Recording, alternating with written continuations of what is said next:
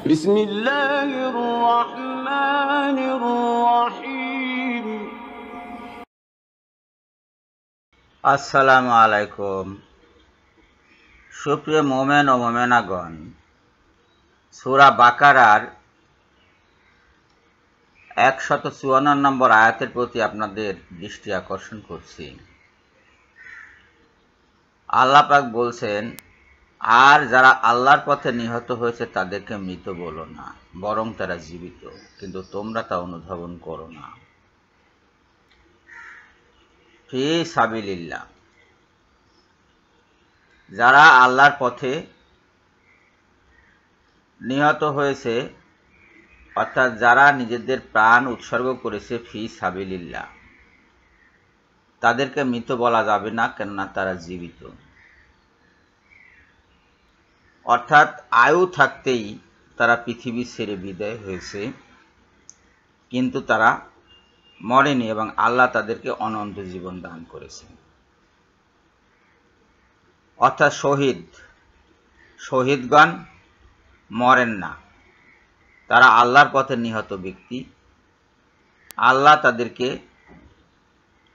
আল্লাহর আরশের নিচে ঝাড়বাতির ভিতরে পাখির আকারে রেখে দেন। তারা সেখানে সারাক্ষণ আনন্দে মাতোয়ারা থাকে এবং তারা বারবার নিহত হওয়ার জন্য পৃথিবীতে আসতে চায়।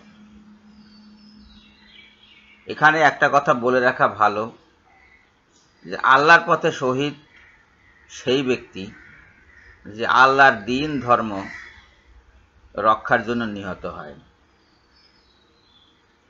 অন্য কোনো কারণে, যেমন দুনিয়াবি কোনো বিষয় নিয়ে কেউ খুন হলে তাকে কিন্তু শহীদ বলা যাবে না।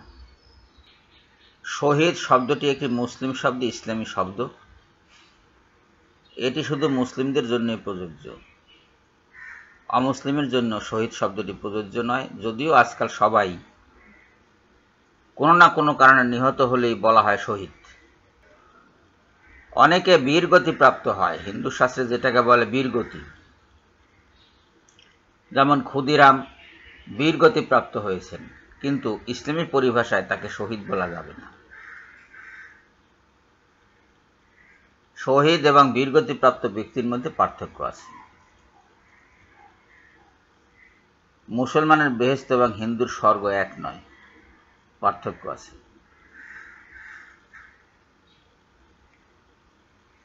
যা হোক, এই বিষয়টা আমাদের মনে রাখতে হবে যে কারো পিঠের উপরে আমরা শহীদ শব্দটি লাগাতে পারি না।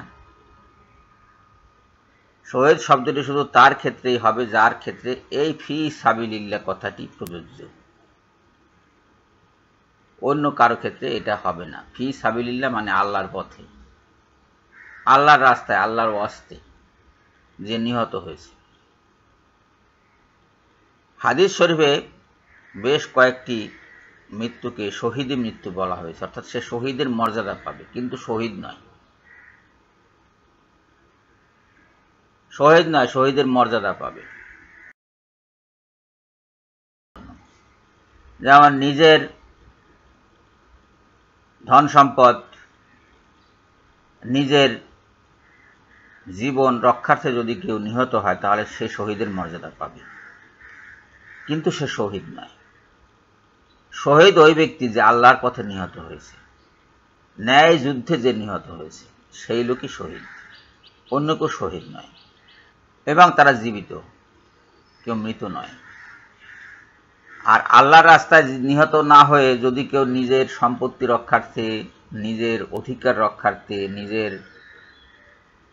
জীবন রক্ষার্থে যদি কেউ নিহত, আত্মরক্ষা করতে গিয়ে যুদ্ধ করেছে এবং সে নিহত হয়েছে, সে ব্যক্তি শহীদের মর্যাদা পাবে, কিন্তু সে শহীদ হবে না, সে মারা গেছে।